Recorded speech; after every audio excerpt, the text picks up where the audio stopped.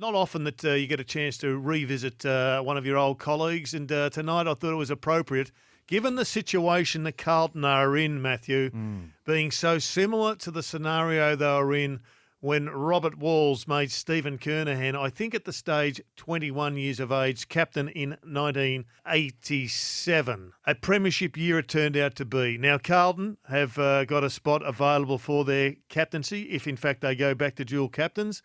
And there's a young bloke called Sam Walsh who could easily fit that bill. I wonder what Robert Walls would do if he was coach. He joins us on the line. Welcome to you, Robert. G'day, Jared. G'day, Matty. What should they do? Sam Walsh is available. It reminds me very much of the situation that you faced when Stix Kernahan came over from Glenelg and you made him captain as a very young man. What were you thinking back in 1987 when you were deciding as to whether or not this kid is too young or not? Well, it was a decision that turned out to be a very good one. He ended up being the longest-serving captain and an extremely good captain. But at the time, there were a few people who raised their eyebrows and thought, well, after 1 year at the club, does he deserve to be captain?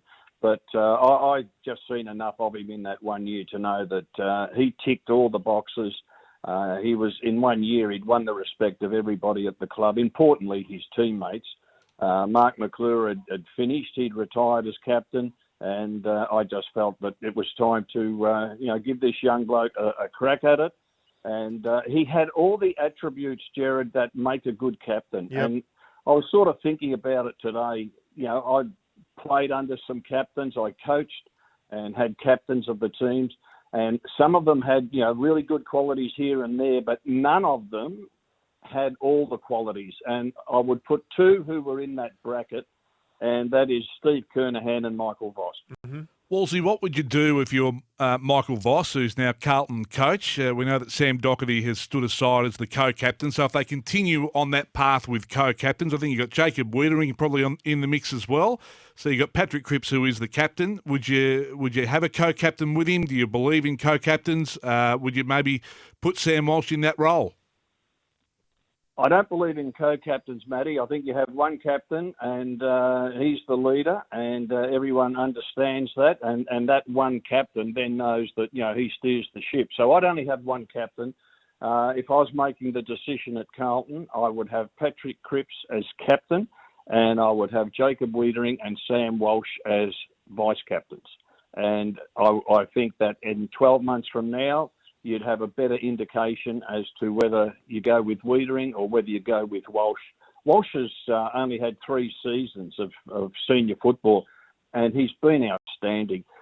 Jacob Wiedering, he's rock solid, does his job, thinks of other players, and both of them present extremely well off field, which is important as well. But I'd have Cripps as captain and the other two as vice captains. As a Carlton man, I reckon you would have been thrilled to see Vossi get another opportunity.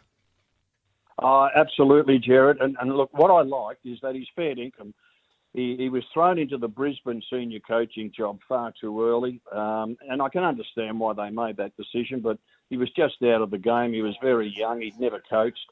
And what I liked was that when he lost the job at Brisbane, he was prepared to do an apprenticeship, and a lengthy apprenticeship. Like, he moved his family from the comfort of Brisbane to Adelaide, and he spent 7 years there under Ken Hinkley, which I think would be a terrific learning experience. And he's now ready to go.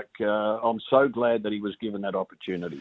Well, see, most new coaches that come in are afforded a little bit of time to get their feet under the desk, and they're not criticised straight away. Like, you look at Sam Mitchell, like, he'll be given a couple of years. And do you think with Michael Voss, I just get the feeling that the Carlton fans think they need success now. Do you think there's more pressure on Michael Voss to get success straight away than other new coaches?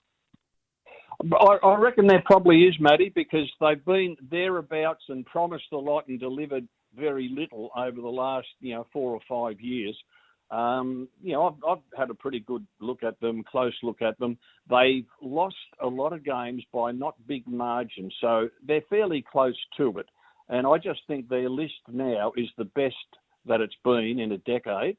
And the expectations, I think, with the supporters will be pretty high. Like, I would not be surprised if they made the finals. I think They need to win more games than they lose to get a tick at the end of the season, and I think they're more than capable of doing that.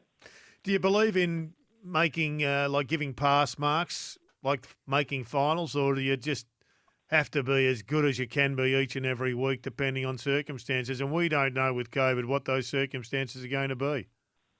Well, that's right, Jared. It's a topsy-turvy sporting world, isn't it, in all aspects?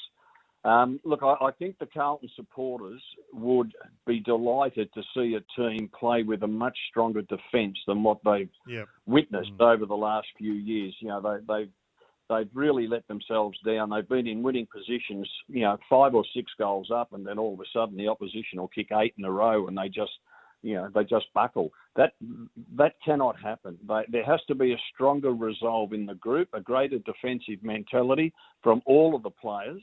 And that includes, Big Harry and Charlie in the forward line going through the midfield with Cripps to help out back line. So I do think, though, that they need to win more than they lose this coming season to get a tick.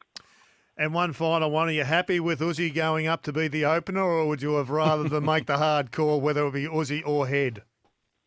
No, I think Uzi deserves to be the opener. I like the way he goes about it. Like, his stroke play is terrific. He's prepared to have a crack at, a loose ball. And I thought he was a breath of fresh air. I was going to ask you about Bernard Tomic just to see if that baseball bat was still working, but I'll bring that up at another stage. All the best, Wolsey. Great to have you on board. Good on you, Wolsey. Yeah, boys. Is Robert Walls. Always great to have a chat to Wolsey. We'll take a break. Wrap up Sports Day after this.